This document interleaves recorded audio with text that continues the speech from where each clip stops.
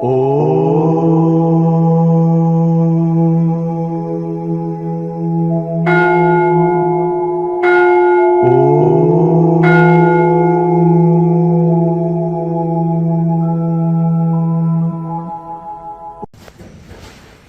చేసుకుంటే నీకు వచ్చే డౌట్స్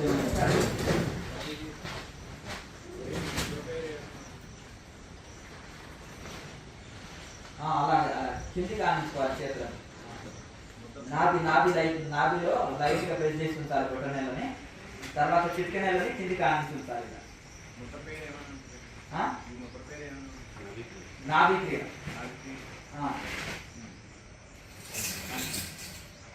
స్వామీజీ పటస్థంలో ఎలా దృష్టి పెట్టాలి? ఇప్పుడు మనం ఇలా చూస్తున్నాం, వాడు బల్బు జరుగుతుంది అనుకో, ఆ బల్బుని ఇలా చూస్తున్నాం. కళ్ళు మూసుకొని అక్కడ లోపల చూడాలి. లో దృష్టి, ఇది బయట దృష్టి. మనం ఇలా చూస్తున్నాం, బయట చూస్తే ప్రపంచం కనిపిస్తుంది, లోపలికి చూసుకోవాలి. లో దృష్టి బహిర్దృష్టి అంటారు. మనం ఇప్పుడు చూసేదాకా బహిర్దృష్టి. అందరూ ప్రపంచంలో ఎక్కడున్నారు?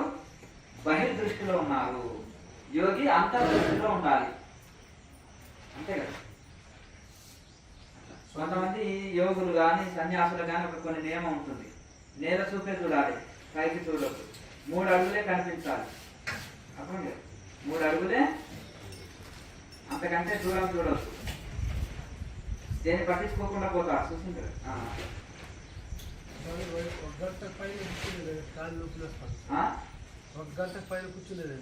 కాలు మార్చుకోవచ్చు, ఆసనం నొప్పి అనిపిస్తే కాలు మార్చుకోవచ్చు. కొన్ని రోజులు చేయగా ప్రాణాయామం చేస్తుంటే నాడి శుద్ధి జరిగి గంటల తరబడి కూర్చోగలుగుతాం. చిన్నపిల్లల శరీరం ఎంత తేలిక ఉంటుందా? ఉంటుందా?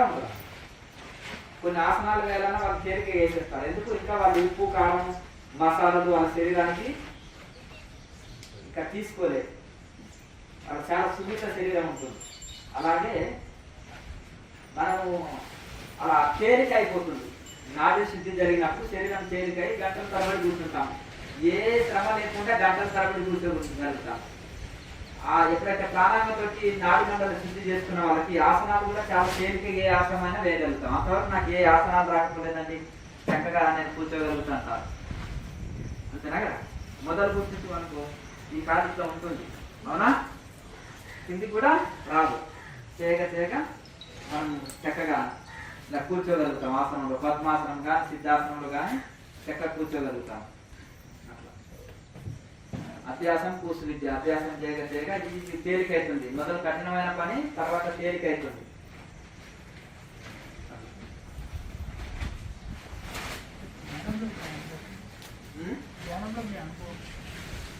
నా అనుభవాలు తెలుసుకుంటే నీకేంటి లాభం? నేను అన్నం తిన్నాను అనుకోండి, నా ఆకలి తీరింది, మీరు కూడా తినండి అని చెప్తాం.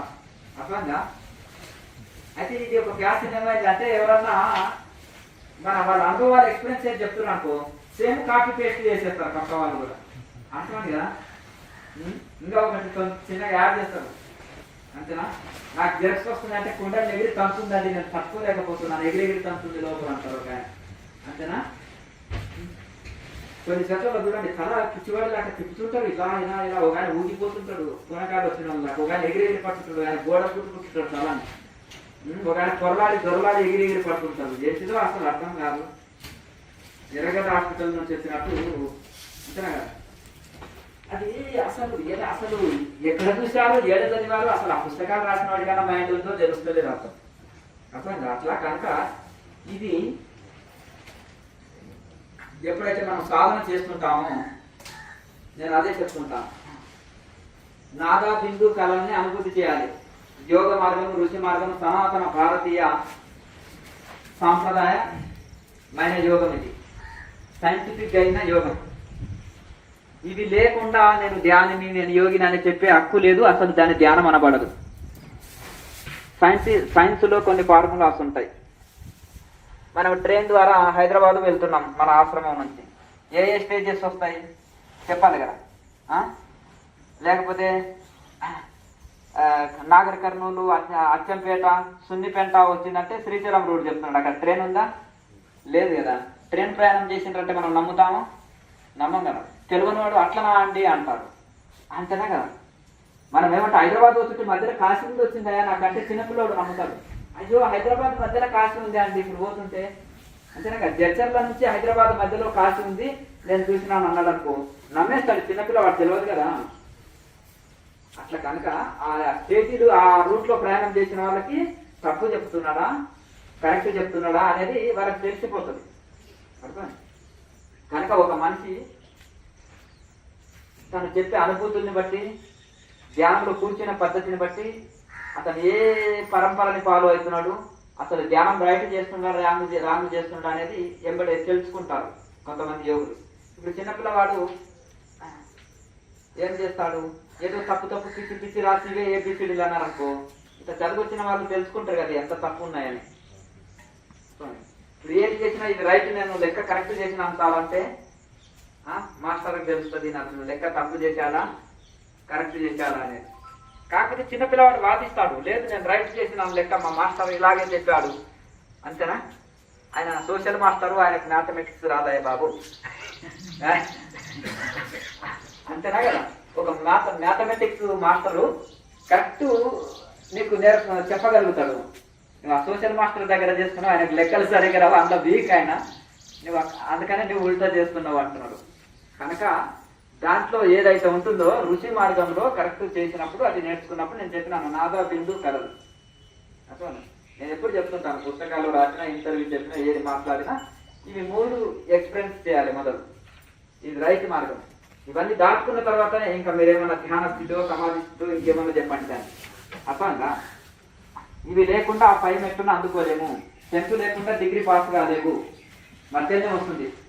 అవునా అట్లా కనుక ఈ విధంగా మనకు ఇవి ఉంటాయి. చక్కగా సాధన చేసుకుంటే ఇవన్నీ అవే ఎక్స్పీరియన్స్ చేసి వస్తుంటాయి. స్వామీజీ ఇంతకుముందు మా మిత్రుడు మన హిందూ సనాతన ధర్మంలో ఉన్నాడు, పేరు శ్రీరామ్ పెట్టుకున్నాడు. ఇప్పుడు క్రైస్తవంలోకి వెళ్ళేసరికి చాలా విరోధంగా మాట్లాడుతున్నాడు.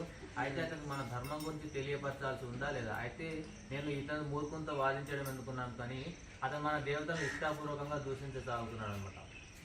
అయితే ఇక్కడ చూడండి, అది వాళ్ళ కర్మకే వదిలేసేయండి. ఇప్పుడు మారాలనుకున్న వాడిని మనం ఏదైనా 4 మంచి మాటలు చెప్పి మార్చవచ్చు. మారే గుణం లేని వాడిని బ్రహ్మదేవుడు కూడా ఏం చేయలేదంట, శాస్త్రం చెప్తుంది. నా నోటి మాట కాదు, మహర్షులు అనుభవంతో చెప్పారు. అందుకనే మారాలని గుణం లేని తోటి ఏదైనా వాదించినా మాట్లాడినా మన టైం వేస్ట్, ఎనర్జీ వేస్ట్, మన బుర్రపాడు. మారాలని కోరిక ఉన్న వాడికి కొంత టైం స్పెండ్ చేసి కొంచెం ఇస్తే 4 మంచి మాటలు వింటే మన టైం అయినా సద్వినియోగం అవుతుంది. అట్లా ఇంకా లేకపోతే ఇది ఒకటి ఏంటిదంటే బంగారాన్ని పారవేసి కంకర రాయిని తీసుకున్నట్టు, అంతేనే కదా. మట్టి ముద్దని తీసుకున్నట్టు, డైమండ్ని పడేసి కంకర రాయిని తీసుకున్నట్టు. సనాతన ధర్మము డైమండ్, కంకర రాళ్ళు అనేది ఇతర ధర్మాలు.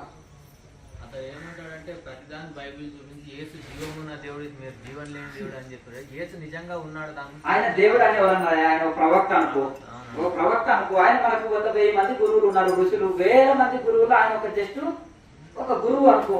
ఆయన ఏదో వాళ్ళ మార్గంలో చూపెట్టాడు అనుకో. ఇప్పుడు ఇది యుగ యుగాల నుంచి వస్తున్నది, దానికి ఒక కేర్ ఆఫ్ ఉంది, ఒక అడ్రస్ ఉంది, ప్లస్ దానికి డేట్ ఆఫ్ బర్త్ ఉంది. ఆ మతం ఎప్పుడు పుట్టింది, ఆ బుక్ ఎప్పుడు రాసిండ్రు అనేది దానికి ఒక డేట్ ఆఫ్ బర్త్ ఉంది. భగవద్గీతకి డేట్ ఆఫ్ బర్త్ చెప్పండి, ఉపనిషత్తులకు చెప్పండి, వేదాలకు డేట్ ఆఫ్ బర్త్ చెప్పండి. చూద్దాం. ఈ సనాతనమయ అర్థం కదా. వాళ్ళకి అన్ని గ్రంథాలు ఉంటే నలంద విశ్వవిద్యాలయంలో విద్య నేర్చుకోనికి ఎందుకు వచ్చారు ప్రపంచ దేశాలన్నీ? పేరుగానే ఆ గ్రంథాలంతా ఈ మూర్ఖులు రాక్షసులు తగలబెట్టారు. తక్షశిలాని అక్కడ ఉండే మహత్తరమైన గ్రంథాలు, వేదాలు, ఉపనిషత్తులు, మహత్తరమైన ప్రపంచంలో లేని అద్భుతమైన ఋషులు రాసిన గ్రంథాలన్నీ తగలబెట్టాడు. దానికి అధ్యక్షుడు చాణక్యుడు. అద్భుతంగా తక్షశిల నగరంలో నలంద విశ్వవిద్యాలయాన్ని ప్రపంచంలో ఉండే అన్ని దేశాలు పడవల ప్రయాణం, ఆ కడలు ఫ్లైట్లు లేవు, ట్రైన్లు లేవు, పడవ ప్రయాణం. నదిలోకి వెళ్ళాలంటే నదులే కదా అర్థం. ఇప్పుడు ఎక్కడైనా నడుచుకుంటూ వెళ్ళేవాళ్ళు, గుర్రాల మీద వెళ్ళేవాళ్ళు, ఆ యొక్క పడవ ప్రయాణాల్లో వచ్చేవాళ్ళు. వచ్చి చదువుతూ ఇక్కడి సంపదలను చూసి దండయాత్రలు వచ్చి మెల్లమెల్లగా మన వాళ్ళు ఎవరిని వచ్చినా ఆహ్వానిస్తున్నాం. భారతదేశం ఒక దేశం మీద దండెత్తిందా? పాపం మీరు ఏదో 200, 150 టీ షర్ట్ వేసుకున్నారు. వాళ్ళది ఏకంగా 1,50,000 ఉంటుంది ఒక డ్రెస్. అర్థం కదా? అంతేనే కదా? నేను వేసుకున్నది 20 రూపాయల మీటర్. ఇది అర్థమైంది కదా? ఇది కాశీలో గేరు పత్తర్ అని దొరుకుతుంది, ఒక పౌడర్. ఒకప్పుడు ఆ రాయి ఓంకారం ఉచ్చరిస్తుంది, నీళ్ళలో వేస్తే ఓం అనే సౌండ్ వస్తుంది. దాన్ని గేరు పత్తర్ అంటారు. దీన్ని హిందీలో బంగువా కపడ అంటారు. బంగువా అంటే కాషాయం. అది ఇప్పుడు ఎవరైనా ఏమేమి చేస్తారు? బాటర్లు ఉన్నావో కంపెనీ రంగు వేసింది వేస్తారు. మేము కంపెనీ రంగు వేసింది వాడం. స్వయంగా మేము ఇవి వస్త్రానికి మేము వేసుకుంటాం, దీనికి రంగు అద్దుకుంటాం. అయితే ఇప్పుడు ఆ రాయి వస్తలేదు. ఇప్పుడు కాలం మారుతుంది కదా, ఆ రాయి వస్తలేదు అనమాట, గేరు పత్తర్ అనేది. దాన్ని ఏం చేస్తారంటే పౌడర్ చేసి అందులో కొంచెం మెరుగులు తిట్టి పంపిస్తున్నారు.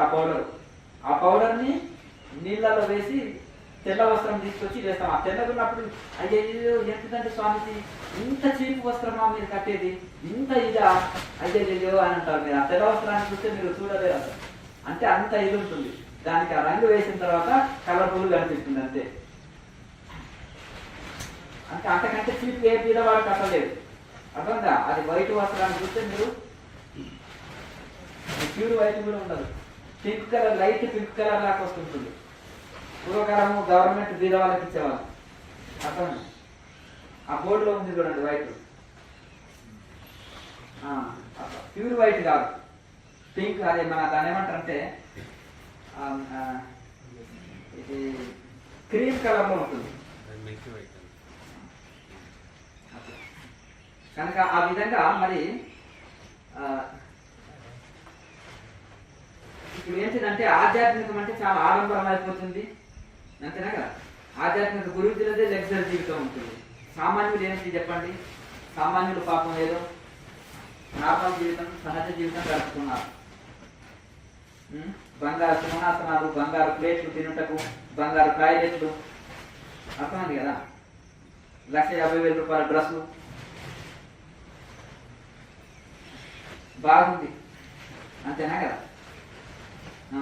గురుగారు, ఇప్పుడు కాలమైన పరిస్థితుల్లో పూర్వం నేర్పే విద్యలు ఏమైనా అటువంటి విశ్వవిద్యాలయాలు ఏమైనా ఉన్నాయా? సనాతన ధర్మాల గురించి, యోగ శాస్త్ర గురించి ఉన్నాయి, మస్తు ఉన్నాయి దుకాణాలు. అంటే నిజాయితీగా నడిపెట్టి హైదరాబాద్ లో పెద్ద పెద్ద షోరూమ్లు పెట్టుకున్నట్టు వీళ్ళు కూడా ఎక్కడ పడితే అక్కడ షోరూమ్లు ఓపెన్ చేసిండ్రు దుకాణం. అర్థం కదా? ప్రతిదానికి షోరూమ్ లో పోతే ప్రతిదానికి బిల్లు ఉంటుందా? ఏదైనా వస్తువు తీసుకుంటే మీటర్ తిరుగుతూనే ఉంటుంది ఎన్ని వస్తువులు కొంటాయని, అంతేనా కదా? అలాంటివి కాకుండా నోటికో కోటికో ఉంటాయి, వాళ్ళని ఎవరు గుర్తిస్తారు? అంతేనా కదా? ఇప్పుడు మంచిగా సోఫా వేయాలి, ఏసీ పెట్టాలి, మంచి మ్యూజిక్ పెట్టాలి, సుఖంగా రండి నాయన అంటే వస్తారు. కింద కూర్చోవాలి, చిన్న సాపులో పడుకోవాలి, చల్ల గాలి అంతా ఓపెన్ గా. అంటే ఏసీ మాత్రం భరిస్తాము, చలికి మాత్రం భరించలేము. ఏసీ చూడండి, ఎండాకాలంలో ఫుల్ ఏసీ పెడితే తుంకర్లు పడుతుంటాయి. ఇక చుట్టూ మంచిగా బెడ్ మీద పడుకుని అది కప్పుకుంటారు. మళ్ళీ ఫుల్ కప్పుకుంటే అదే పీల్చుకుంటున్నాం కదా దరిద్రం. అదే మన శ్వాసని మనం రిపీట్ పీల్చుకుంటున్నాం. కప్పుకోకుండా పడుకోవద్దు. ఇక్కడ వరకు కప్పుకున్నా తలకు కప్పుకోకూడదు. జీవ బ్రహ్మైక రాజయోగంలో గడికొట్ల సచ్చిదానంద యోగీశ్వరుల వారు చెప్తారన్నమాట. పైన కప్పుకోకూడదు, మొత్తం కప్పుకున్నా ఈ ఎండ్ వరకు కప్పుకోవచ్చు. ఎందుకు? ఇక్కడ ముక్కు ఉంది కదా, ఈ ముక్కుతోటి ఏం చేస్తాం? గాలి పీల్చుకుంటాం. అదే కప్పుకుంటే మనకు మనది మనమే కార్బన్ డైఆక్సైడ్, అంటే తీసుకున్న గాలి ప్రాణవాయువు, వదిలేది కార్బన్ డైఆక్సైడ్. ఆ వదిలేది బొగ్గు పులుసు వాయువు. అది ఇట్లా బయటకు వదిలి మళ్ళీ అదే పీల్చుకుంటున్నాం. అందుకనే రోగాలకు కారణం. రెండు కప్పుకొని పడుకుంటే ఇక్కడ వరకు కప్పుకోండి, కవర్ చేసుకోండి. ముక్కును ఒకటి బయటకు పెట్టండి, లేకపోతే ఓరు కొట్టండి బెడ్కు. బెడ్షీట్కి ఓరు కొట్టి ముక్కును బయటకు పెట్టేసేయండి. బయటి గాలి పీల్చుకుంటుంది కదా, అందుకనే అది బయటి గాలి, ఫ్రెష్ గాలి పీల్చుకోవాలి. ఎవరైతే ఫ్రెష్ గాలి పీల్చుకుంటారో, గార్డెన్లో గడుపుతుంటారో, ఓపెన్ డాబా మీద పోయి పడుకుంటారో, దోమలండి. హైదరాబాద్ దోమలు అయితే మరి దోమతేల లేదా? ఇప్పుడు ఒక టెంట్ అడుగులు వచ్చేసింది, మంచిగా చక్కగా ఒక హట్ లాగా ఉంటాయి, గుడిసెలాగా ఉంటాయి. అందులోకి వెళ్ళేసి జిగ్గు వేసేసుకుంటే దోమతేల హాయిగా కూర్చోండి. ఫ్రెష్ గాలి వస్తుంది, దోమలు గుట్టవు, అంతేనా? ప్రతి సమస్యకు పరిష్కారం ఉంటుంది. స్వచ్ఛమైన గాలి వస్తుంది. చక్కగా చక్కగా చందమామను చూడండి, నక్షత్రాలను చూస్తూ హాయిగా ప్రకృతిలో గడపండి. అంటే అప్పుడప్పుడు అయితే ఆ విధంగా మనము సాధ్యమైనంత వరకు ఇప్పుడు ఇంట్లో ఏదైతే అందించబడ్డదో ఈ 6 ముద్రల్ని చేయండి, అద్భుతమైన ఫలితము కనిపిస్తుంది. టాబ్లెట్ ఎంత కేజీ ఉంటుందా? కొంచెమే కదండి, గ్రాముల లెక్కనే ఉంటుంది కదా, 10 mg అంతే కదా. మరి అలాగే అమృతం ఎంత? లీటర్ తాగలనా? ఒక డాట్స్ చాలు కదా అమరులు అయిపోవడానికి. ఈ యోగం కూడా ఎన్నెన్నో ముద్రలు, ఎన్ని రకాల ప్రాణాయామాలు, ఎన్ని రకాల టెక్నిక్లు అవసరం లేదు. ఒక చిన్న టెక్నిక్ తోటి మనము మనసును అంతర్ముఖం కావచ్చు, అంతర్ముఖం చేయొచ్చు. అందుకని ఈ 6 ముద్రల్ని, ఒకే ప్రాణాయామం ఒకటే, ముద్రలు 6. దీన్ని కంటిన్యూ చేస్తుంటే అది అద్భుత ఫలితం వస్తుంది. ఇంకేమేమో కోర్సులు, ఇంకేమేమో ముద్రలు, ఇంకేమేమో అనేది కన్ఫ్యూజ్ కాకండి. మన జీవితం సరిపోతుందా? కొన్ని లక్షల ఆసనాలు ఉంటాయి, అందులో చౌరాసి ఆసనం అంటే 84 లక్షల జీవరాశులకు 84 ఆసనాలు. ఒక్కొక్క జంతువు వేసేది ఏ భంగిమలో కూర్చుంటుందో ఆ దాన్ని ఒక ఆసనం అన్నారు. ఎద్దు చూడండి, సాయంత్రం 6 నుంచి మళ్ళీ ఉదయం 7-8 గంటలకు కూడా చక్కగా ఒకటే ఆసనంలో కూర్చుంటుంది, నందీశ్వరుడు కూర్చున్నట్టు. మనకు గీడ నొప్పి వచ్చి ఆవు నొప్పి వచ్చి అంటాం అంతేనా కదా. నంది ఎలా కూర్చుంటుంది అట్లాగే ఒక మంచి ఎద్దు చూడండి, చక్కగా అదే పొజిషన్ లో కూర్చొని ఉంటుంది. అవునా? పశువులకు సహజంగానే ఆసన స్థితి ఉంది, అంతేనా?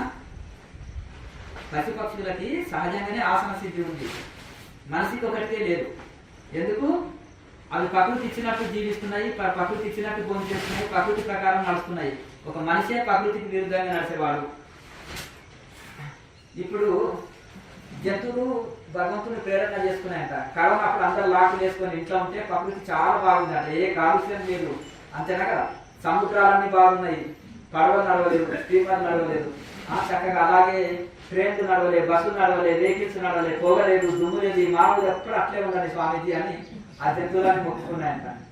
అంతే, నలుగురు ఏదో కాలు పెట్టినా నాశనమే, చెట్లని నరికి వేస్తాడు, అంతేనా కదా.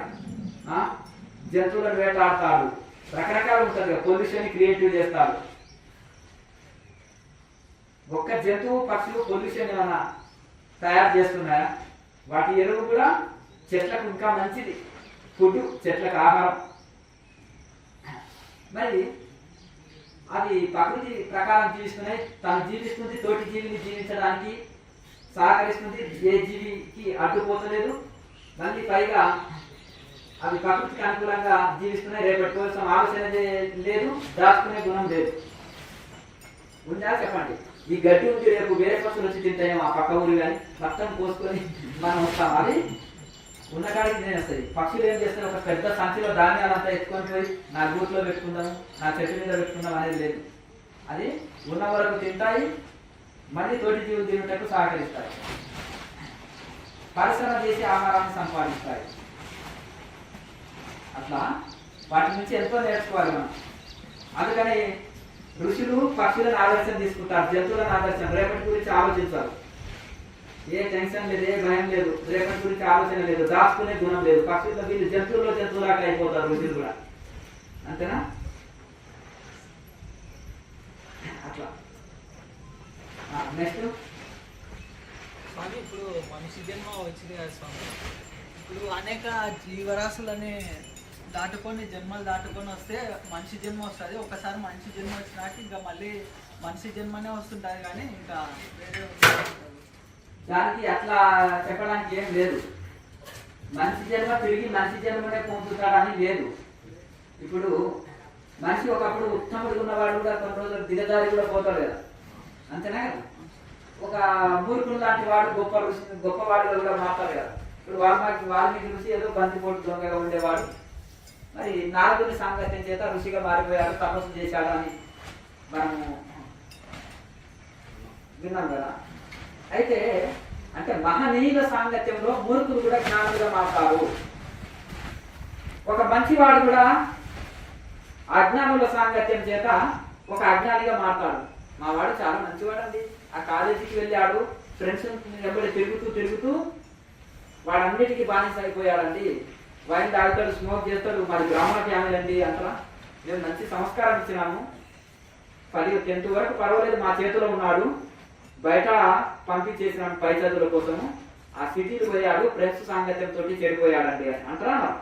అంటే అదే వాళ్ళు మంచి సాంగత్యం చేస్తే మంచి గుణాలు వస్తాయి, చెడు సాంగత్యంతో చెడు అలవాట్లు వస్తాయి, దురలవాట్లకు అభ్యాసం అవుతారు. అలాగే మనిషి తను మారితే మహనీయుడైతాడు, మారిపోతే మూర్ఖుడైతాడు. అంతే కదా, మూర్ఖుడుగా ఉన్నవాడికి మళ్ళీ మానవ జన్మ ఎట్లా వస్తుంది? రాదు కదా. అట్లా నెక్స్ట్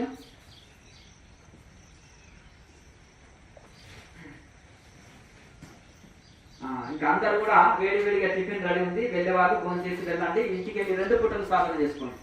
ఉదయం సాయంత్రాలు చక్కగా సాధన చేసుకోండి, మీ ఇల్లునే ఒక ఆశ్రమంగా మార్చుకోండి. అంతేనా? స్వామిజీ నాద బిందువు కలవంటే దాని గురించి చాలా వీడియోలు చేసిన అర్థం కదా. ఎప్పుడైతే సాధన యోగి చక్కగా చేస్తున్నారనుకో, ఇప్పుడు మహనీయులు కొన్ని అనుభవాలు ఎందుకు మాట్లాడకపోయారంటే కాపీ పేస్ట్ చేస్తారు. అది పొందని వాడు కూడా పొందినట్టు నటన చేస్తుంటారు. అర్థం కదా. అందుకనే మహనీయులు ఎక్కడ దాన్ని వివరణ బయటికి ఇవ్వరు. అంతెందుకు వెస్ట్రన్ బుక్సే చూసుకో, అది ఆఫ్ మైండ్ బుక్సే, అది ఒక తరకాయ లేనివాడు రాసిందే. కానీ దాన్నే కాపీ పేస్ట్ కొన్ని ధ్యాన సంస్థలు చేసిన ఈ పదాలు ఎట్లకెళ్ళి వచ్చినాయి.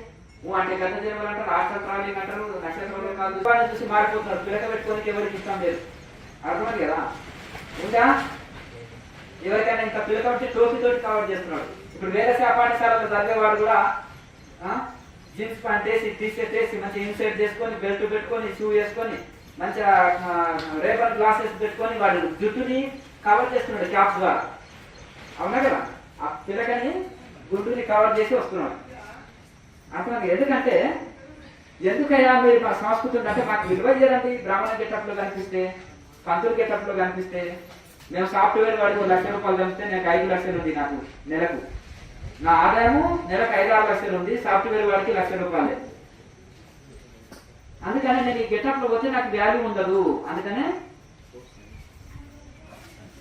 నేను ఇది ఉంటాను అంటే మరి డ్యూటీకి వెళ్ళినట్టు అనమాట. పోలీసు వాళ్ళు, లాయర్ డ్యూటీకి వెళ్ళినప్పుడు అది వేసుకుంటారు కదా వాళ్ళ డ్రెస్సు. మళ్ళీ ఇంటికి వచ్చినప్పుడు మామూలు డ్రెస్సులో ఉన్నట్టు ఈ పంతులు కూడా ఆ గుడికాడికి వెళ్ళినప్పుడు ప్యాంటు విన్నే ధోతి కట్టేస్తున్నారు, మంత్రాలు చెప్పేస్తున్నారు, మళ్ళీ అది తీసి బ్యాగ్లో పెట్టుకొని వస్తున్నారు.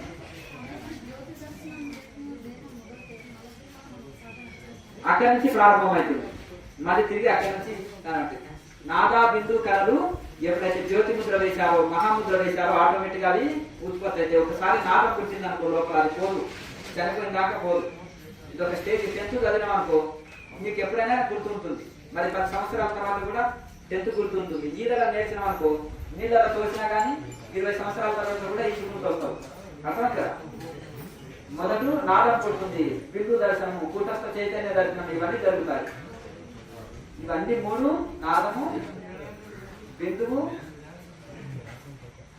కళలు. జ్యోతి దర్శనం చేసిన వాళ్ళకి ఆ కళలు అంటే ఏంటి అనేది తెలుస్తారు. అట్లా కనుక ఈ విధంగా ఎప్పుడో కథాలు వచ్చిపోయిందండి, మళ్ళీ జన్మలో ఆ ఎక్స్పీరియన్స్ కలుగుతలేదు అనేది నిద్ర ధ్యానం ఉందండి. వాళ్ళు ఎవరు నిద్ర ధ్యానం ఉంది. వాళ్ళ కథాలు ఎప్పుడో వచ్చింది అంటారు. ఆ వచ్చింది కూడా అది ఇది కాదు, అది కూడా మానసిక ఆలోచన, మానసిక థాట్స్. మన కథాలలో వచ్చిపోయింది మళ్ళీ వస్తలేదు అంటారు. అదే క్రియాయోగి ప్రతిరోజు ప్రతి క్షణం అనుభూతి చెందగలుగుతారు. అదొక స్టేజెస్. ఈతవాడు నేను మొన్న ఏదో ఈత వచ్చింది, అది నీళ్ళలో కూడా తోసేసాడు, ఈతకు వచ్చినా ఇప్పుడు నాకు వస్తలేదండి, మర్చిపోయినాను ఈత. స్లీపింగ్ మెడిటేషన్ వాళ్ళు ఈ విధంగా అంటారు. మొన్న బైక్ నడిపినానంటే మళ్ళీ మర్చిపోయిన, రాత్రి పడుకున్నా మళ్ళీ మర్చిపోయిన బైక్ నడపడం అంటారు. అర్థం కదా. కథాలు నా ఎక్స్పీరియన్స్ వచ్చింది, మళ్ళీ జన్మలు వస్తలేదండి, జన్మల వల్ల నాకు ధ్యానం కుదురుతలేదండి, మళ్ళీ జన్మలు ఇది వస్తలేదు అంటున్నారు. ఎవరైతే క్రియాయోగంని చక్కగా చేశారో వాళ్ళకు చక్కగా మనసు ఎప్పుడంటే అప్పుడు అంతర్ముఖం కాగలుగుతారు. ఎప్పుడంటే అది ఆ ఎక్స్పీరియన్సెస్ ఎప్పుడంటే అప్పుడు చేయగలుగుతారు. అట్లా మనుషులకి దేవత వచ్చింది అంటారు కదా, అది నిజమైన? అది బాగా ఆలోచన. కొంతమంది కాలాలు మేళాలు తప్పులు అది చేశారు, దానికి ఒక పులకింత ఫీల్ అవుతారు దాంట్లో. అందులో డీప్ గా ఇది పోయి లోపల చూడండి, మ్యూజిక్ వేస్తుంటే చిన్నపిల్లవాడు కూడా వాడు నాట్యం చేస్తుంటారు. అంతేనా? మంచి మ్యూజిక్, ఒక మంచి పాట వేశారనుకో, డీజే పెట్టారనుకో, చిన్నపిల్లవాడు కూడా వాడు వచ్చి నాట్యం చేస్తూనే ఉంటారు, డ్యాన్స్ చేస్తూనే ఉంటారు.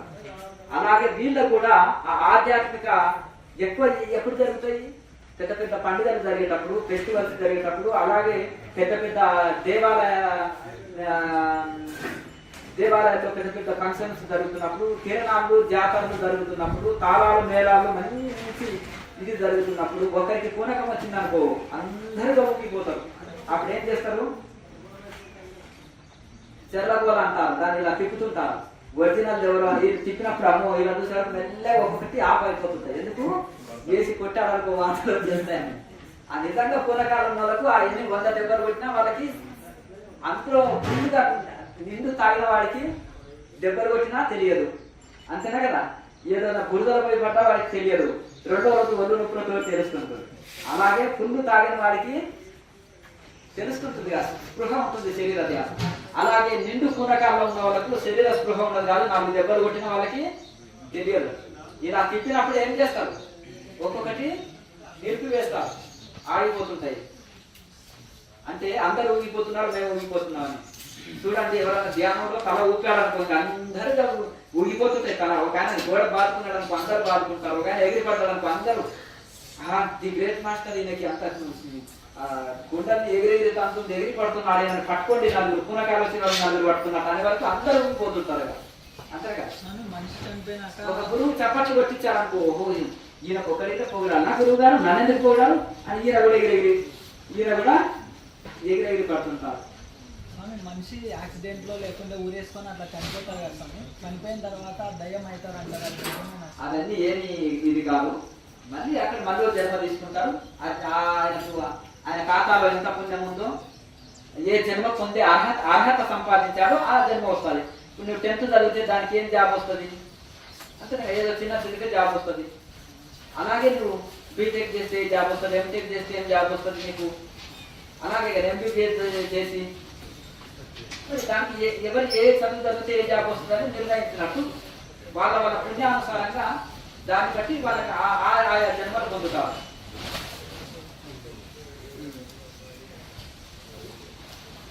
ఇంకేం డౌట్లు లేవా?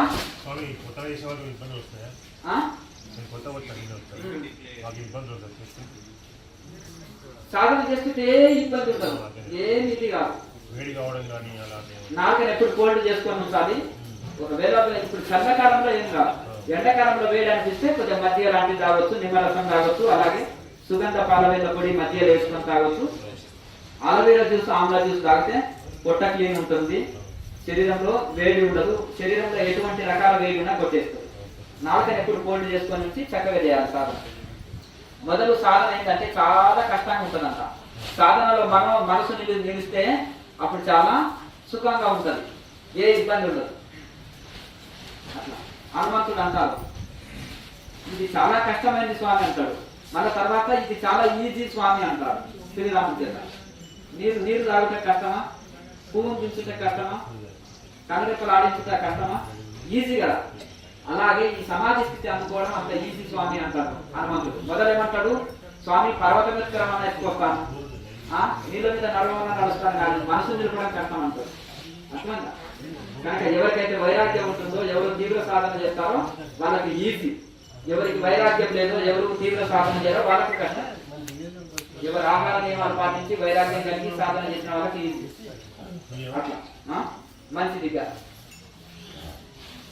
అందరూ వేడివేడిగా భోజనం ఉండి అందరు టిఫిన్ చేసుకోండి.